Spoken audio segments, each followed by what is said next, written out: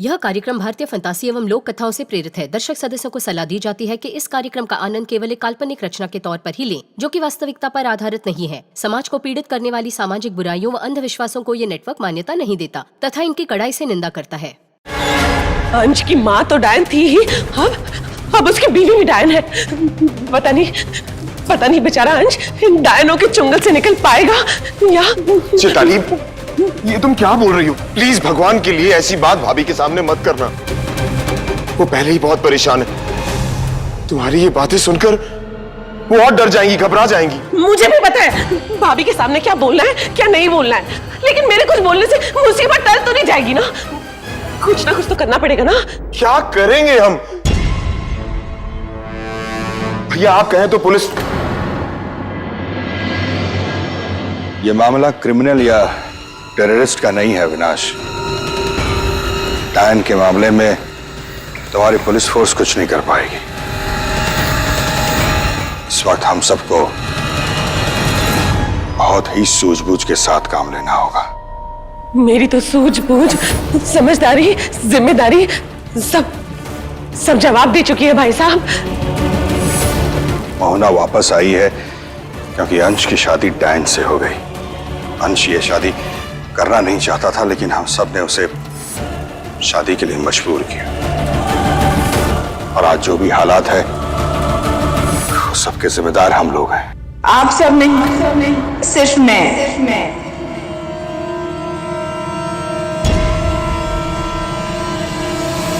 मैं ही डायन को दैविक समझ बैठी।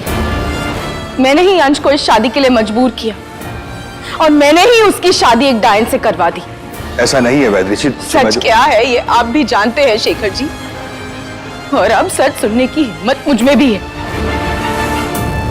अब मैं वो पहली वाली वेदश्री नहीं रही जो हर बात पे घबरा जाती थी, रोने लगती थी। वो वेदश्री अब मर चुकी है।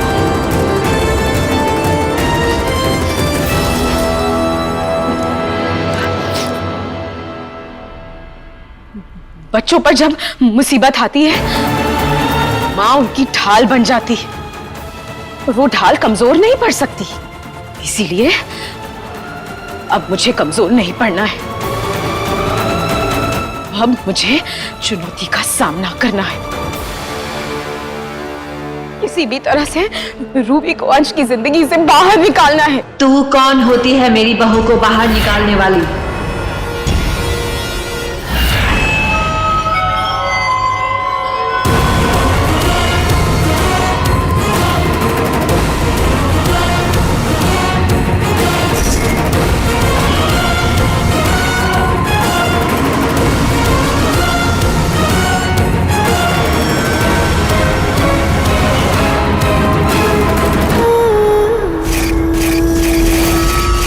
कैसी माँ है? बेटे का घर बसे 10 दिन भी नहीं हुए और तू बेटे का घर उजाड़ना चाहती है? लगता है सास बहू वाले सीरियल बहुत देखती है। मोहना, भाभी। वैद्यश्री, गुस्सा करने का समय नहीं है। बिल्कुल सही कहा आपने जेठ जी। वैसे मैं तो आपको पहली बार देखते ही समझ गई थी।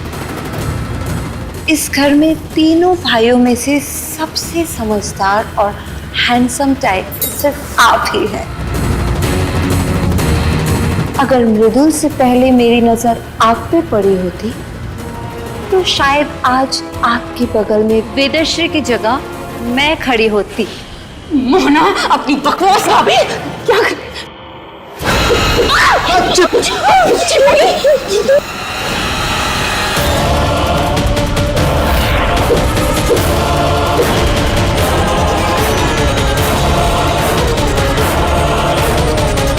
ससुराल वाले हो इसलिए लिहाज कर रही हूँ, वरना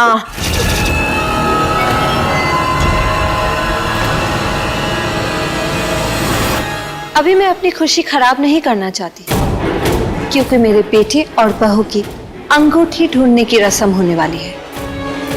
इसीलिए जल्दी से अपना हुलिया बदलो और तैयार होके आ जाओ। हम नहीं आएंगे। तूने शायद ठीक से सुना नहीं। मैंने तुझसे पूछा नहीं है, मैंने कहा आना है मतलब आना है।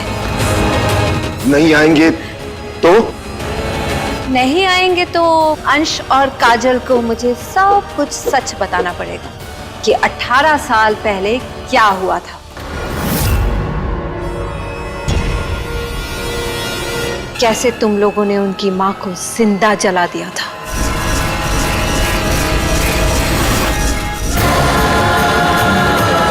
जरा सोचो, जब अंश को ये बात पता चलेगी तो उसके दिल पे क्या बीतेगी।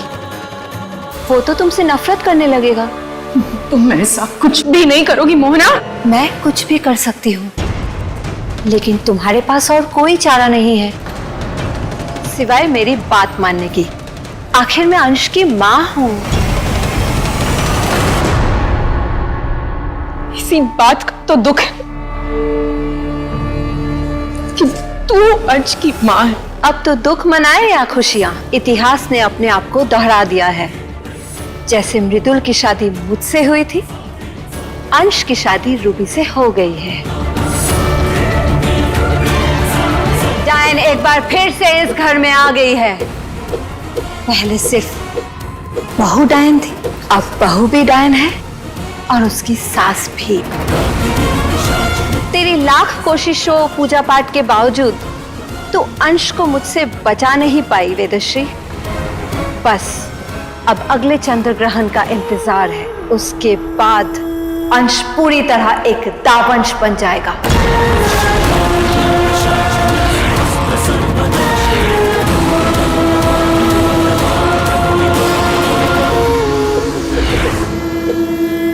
अगला ग्रहण रक्त चंद्र ग्रहण है, जो 100 साल में सिर्फ एक बार आता है। पिछले चंद्र ग्रहण में तो अंश ने सिर्फ डायन चक्र में पैर रखा था, जिससे तुमने अंश को मुक्त करा लिया था। लेकिन इस रक्त चंद्र ग्रहण से तू अंश को नहीं बचा पाएगी वेदश्री। इस ग्रहण के बाद अंश की रगों में दौड़ रहा उसकी डायन मां का खून अपना रंग दिखाना शुरू कर देगा। उसमें जो भी थोड़ी बहुत इंसानियत बची होगी वो खत्म हो जाएगी और अंश पूरी तरह एक दावंश बन जाएगा।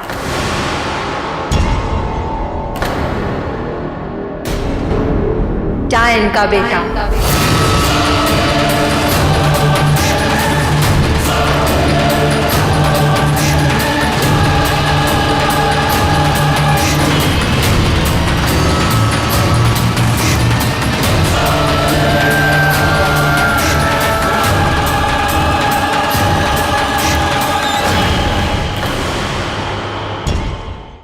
अब मुझे मेरी डायन बहू और दावंश बेटे की अंगूठी ढूंढने वाली रस्म की तैयारी करनी है। आप सब भी जरूर आइएगा, लड़के की मां को अच्छा लगेगा।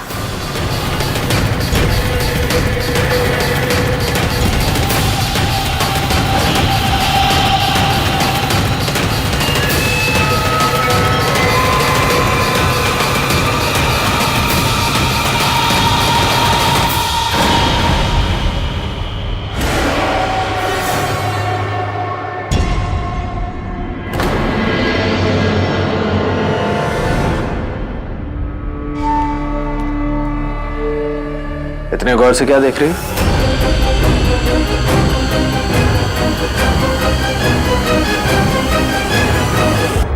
डैड, आपको नहीं लगता कि पिया में कुछ तो खास बात है? पिया की छूते ही अंश ने बॉबी को छोड़ दिया। सबने सबने अंश को छुड़ाने की कोशिश की थी, पर उसने उसे तभी छोड़ा जब पिया ने उसे छुआ। आई फील कि उन दोनों के बीच में कुछ ना कुछ कनेक्शन तो जरूर है। देखो, वो दोनों एक साथ जंगल में भी फंस गए थे। जब भी पिया आसपास होती है तब अंश बहुत ही वियर्ड बिहेव करता है। डैड, आपको याद है, आप ही ने कहा था कि उसे डायनों के बारे में बहुत कुछ पता है। ये तो डायन चक्र है ना, मैं इसमें पाँव रखने वाली थी। तुम कहना क्या चाहती हो? कहीं ऐसा तो नहीं कि पिया ही दैविक हो? सावी, ये तुम भी जानती हो कि दुनिया में एक समय में सिर्फ एक ही दैविक हो सकती है, और वो दैविक अगर पिया ही हुई तो? या में अब तक हमने कोई ऐसी शक्ति नहीं देखी है जिससे उसे दैविक माना जा सके।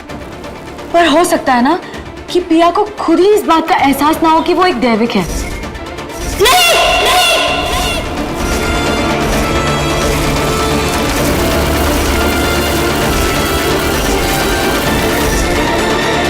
सोचिए डैड, जब अंश को अब तक ये नहीं पता कि वो एक दावंश है, तो इज इट पॉसिबल कि सेम सिचुएशन पिया के साथ भी हो? और अगर वो दैविक हुई तो उन दोनों डायनों के खिलाफ, मोर इम्पोर्टेंटली दावंश के खिलाफ, यानी कि अंश के खिलाफ, वो हमारा सबसे बड़ा हथियार होगी।